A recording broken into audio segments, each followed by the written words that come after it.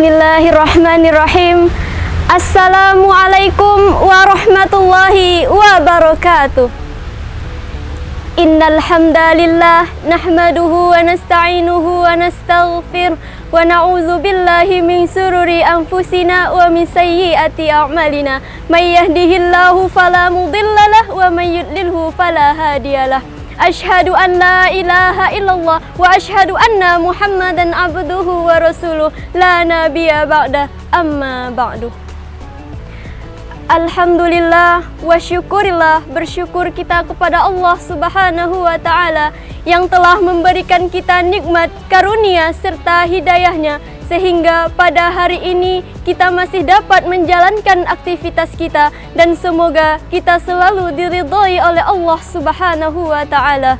Salawat beriring salam semoga tetap tercurah limpahkan kepada pucuk pimpinan umat, yakninya putra Abdullah buah hati Aminah intan permata kota Mekah, yakni Nabi besar Muhammad sallallahu alaihi wasallam, dan semoga kita selalu mendapatkan syafaatnya di yaumil mahsyar kelak. Amin amin ya rabbal alamin. Hadirin sekalian, saintis-saintis muda penerus bangsa yang berbahagia dan insya Allah dirahmati oleh Allah Subhanahu wa ta'ala. Saya berbicara di sini bukan karena saya lebih baik, tetapi sebagaimana dalam hadis riwayat Bukhari menyebutkan, "Ballighu anni walau ayah." Sampaikanlah dariku walau hanya satu ayat. Dan semoga kita selalu senantiasa selalu mengingatkan di jalan Allah Subhanahu wa ta'ala. Baiklah, pada kesempatan kali ini perkenankanlah saya untuk menyampaikan sebuah untayan pidato dengan judul Al-Quran sebagai landasan sains. Al-Quran adalah kitab suci yang diturunkan oleh Allah Subhanahu wa ta'ala kepada Nabi Muhammad sallallahu alaihi wasallam. Al-Quran tidak hanya memberikan petunjuk dalam urusan agama, tetapi juga menjadi dasar untuk ilmu pengetahuan. Seperti ketika kita melihat alam semesta yang begitu indah terhampar di depan mata kita, dan ketika kita mendongakkan wajah kita di langit, bagaimana matahari secara teratur muncul di ufuk timur, dan ketika sore hari tenggelam dalam cakrawala barat. Lalu muncul pertanyaan, mengapa semua ini begitu teratur? Memang dalam ilmu pengetahuan kemudian menjelaskan tentang gaya tarik-menarik bumi, pergerakan bumi mengelilingi matahari dan perputaran matahari pada porosnya. Perputaran bumi pada porosnya yang menyebabkan matahari seolah dari sudut pandang demikian selalu terbit pada pagi hari di ufuk timur dan tenggelam pada sore hari di horizon barat. Dan teman-teman sudah pasti sangat familiar dengan konsep ini. Hal itu adalah keterangan ilmu pengetahuan berdasarkan logika berpikir manusia untuk menjelaskan aturan alam. Lalu pertanyaan besarnya adalah, apa yang menyebabkan semua itu begitu teratur? Atau siapa yang menjadikan keteraturan itu? Dalam ilmu kemakrifan Jawa dikenal dengan istilah eling sangkan paraning dumadi, sebuah ungkapan yang dapat dimaknai dengan pengertian agar kita sadar dan dapat melihat dan merasakan ada sesuatu yang besar di luar sana, yaitu Allah Subhanahu wa ta'ala, sang pencipta alam semesta ini. Seperti firman Allah Subhanahu wa ta'ala dalam surah Ali Imran ayat 190 yang berbunyi, A'udzu billahi minasyaitonir rajim. Bismillahirrahmanirrahim. Inna fi khalqis samawati wal ardi wa ikhtilafil laili wan nahar la ayatil liulil albab. Yang artinya, sesungguhnya dalam penciptaan langit dan bumi dan silih bergantinya siang dan malam terdapat tanda-tanda bagi orang-orang yang berakal.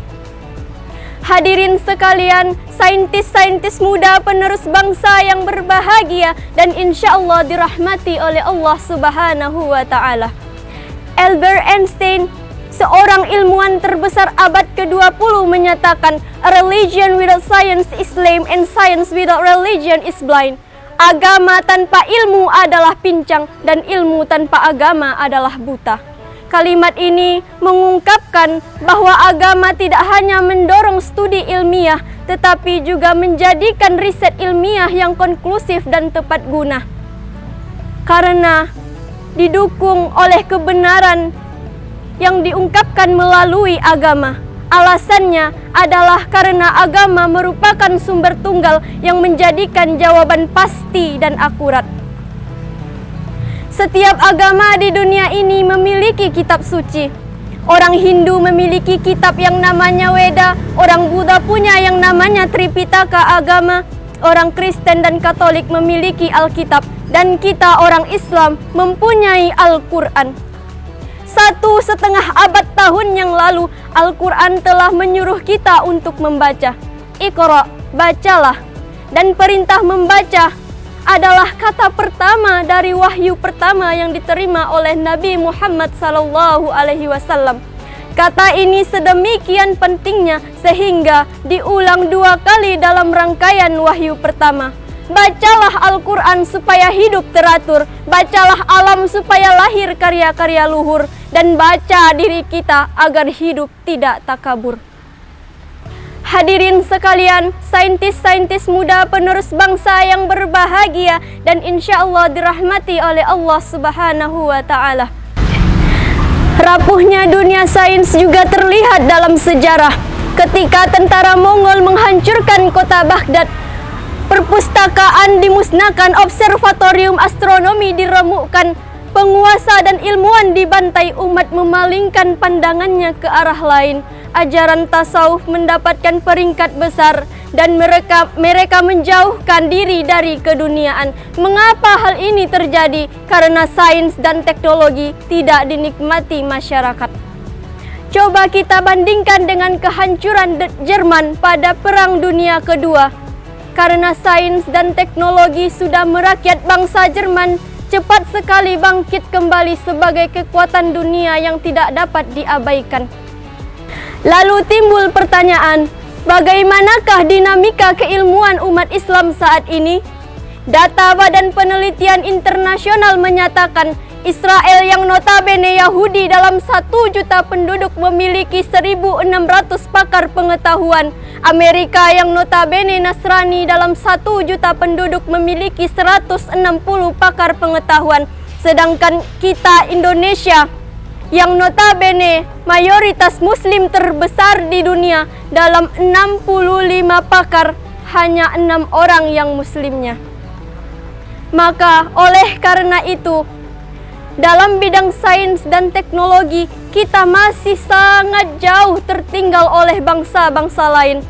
Oleh karenanya, ayo para saintis-saintis muda penerus bangsa, teruslah belajar dan jangan lupakan pondasinya, yaitu Al-Quran. Hadirin sekalian, saintis-saintis muda penerus bangsa yang berbahagia dan insya Allah dirahmati oleh Allah Subhanahu wa Ta'ala. Memperhatikan penjelasan tersebut, maka jelaslah bahwa Al-Quran benar-benar merupakan sumber ilmu pengetahuan. Hal itu juga bisa dilihat dari ditemukannya kata-kata ilmu dalam berbagai bentuknya di dalam Al-Quran yang terulang sebanyak 854 kali. Di samping itu, banyak pula ditemukan dalam ayat-ayat Al-Quran yang menganjurkan untuk menggunakan akal, pikiran, penalaran, dan sebagainya.